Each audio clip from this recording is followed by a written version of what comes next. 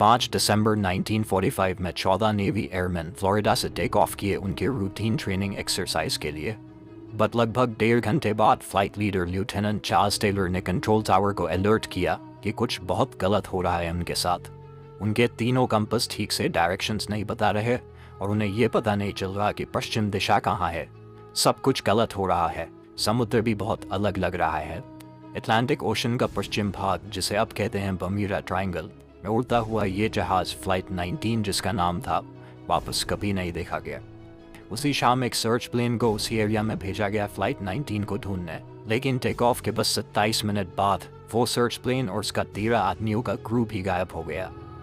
ऐसे अजीब इंसिडेंट्स सबसे पहले रिपोर्ट किए गए थे बाय क्रिस्टोफर कोलंबस 1492 में, जब वो अपने क्रू के साथ कॉन्टिनेंट अमेरिका की तरफ जा रहे थे।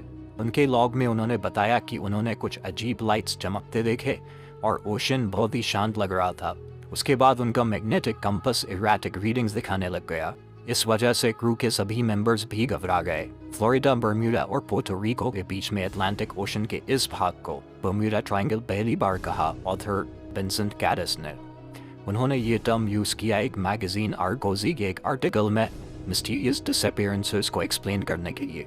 उन्होंने 1945 में हुए फ्लाइट 19 के बारे में मेंशन किया था और साथ में 1918 में हुए यूएसएस साइक्लॉप्स के गुम होने के बारे में भी, जिसमें 306 लोग मारे गए थे। कैडिस ने यह भी लिखा था कि बर्म्यूडा ट्रायंगल एक ट्रू मिस्ट्री है और यूएस नेवी, एयरफोर्स और द कोस्ट गार्ड भी ये एक्सेप्ट करते हैं कि उनके भी होश उड़े हुए हैं। लास्ट सेंचुरी में ही 1000 शिप्स और प्लेन्स डिसअपीयर हो गए इस 5 लाख स्क्वायर माइल्स बड़े बर्म्यूडा ट्रायंगल में, और इन शिप्स और प्लेन्स के गायब होने का कभी कुछ सबूत नहीं मिला। कोई भी व्रेकेजेस या डीब्रीज नहीं पाए गए बर्म्यूडा ट्रायंगल में। अब ये सारे चीज़ें आपको ज़रूर बहुत रहस्यमय लग रहे होंगे, तो ये सब चीज़ों को एक्सप्लेन करने के लिए कॉन्स्पिरेसी थियरीज तो बननी ही है। बहुत सारे कॉन्स्पिरेसी थियरीज बने हैं रिगार्डिंग एलियन एब्डक्शंस, यूएफओ साइटिंग्स, और यहाँ तक कि कुछ लोग ये भी बिलीव करते हैं कि यहाँ से कोई दूसरे डायमेंशन यानी कि कोई दूसरी दुनिया में जाने के पोर्टल्स है। ये सारी बातें तभी हाईलाइट हुई थी जब एलन ऑस्टिन, एक अमेरिकन जहाज, वो एक भटकी हुई नाव मिली इन द अटलांटिक ओशन। उस जहाज के मेंबर्स ने उस नाव को अपने साथ ले जाने की सोची। इसके लिए कुछ क्रू मेंबर्स वो नाव में दाखिल हो गए और उसे घर तक ले जाने के लिए चलाने लगे। बट इस सफ़र के बीच में ये दोनों जहाज एक दूसरे से अलग हो गए और जब वो वापस मिले तो उस नाव का क्रू वापस से गायब हो गया था। तो ये सब थे कुछ दुर्घटनाएं जो बर्म्यूडा ट्रायंगल में हुए थे। बहुत से इंसिडेंट्स में हमें मालूम नहीं है कि एग्जैक्टली क्या हुआ और शिप्स और प्लेन्स गायब कैसे हुए, बट क्योंकि हमें जवाब नहीं मालूम उसका मतलब ये नहीं कि इसको साइंटिफिकली एक्सप्लेन नहीं किया जा सकता है। अगर हमें किसी चीज़ का जवाब नहीं पता तो इसका मतलब ये नहीं कि सच्चाई कुछ दुनिया से ही परे है। तो काफ़ी रिसर्चर्स ने इस पे अपना काम किया और कुछ एविडेंसेस निकाले कि बर्म्यूडा ट्रायंगल कोई रहस्य नहीं, बल्कि इसको मोस्ट ऑफ द टाइम कुछ ऑथर्स और कॉन्स्पिरेसी थियरिस्ट्स ने इसे हमें एक रहस्य दिखाने की कोशिश की है। इस एरिया की मोस्ट ऑफ द कहानियों को ऑथर्स ने बढ़ा चढ़ा के बताया है और इसी तरह से ये जानकारी इस रूप में फैली है। तो अब हम इस चीज़ के बारे में विज्ञान क्या कहता है वो जानेंगे। ऑथर जीएन केजार बिलीव करते थे कि उस एरिया के एटमॉस्फेयर में कुछ इलेक्ट्रोमैग्नेटिक एनॉमलीज है, जिसके कारण मैग्नेटिक कंपास ब्रेक डाउन हो जाते हैं और लोग भटक जाते हैं। इससे एक टाइप का कोहरा, जिसे कहते हैं इलेक्ट्रॉनिक फॉग, भी क्रिएट होता है जो प्लेन्स और जहाज़ों के साथ चिपक जाता है और उनके साथ ही चलता रहता है। उनका कहना ये था कि जहाज़ कोहरे में नहीं बल्कि जहाज़ कोहरे के साथ चल रहा है।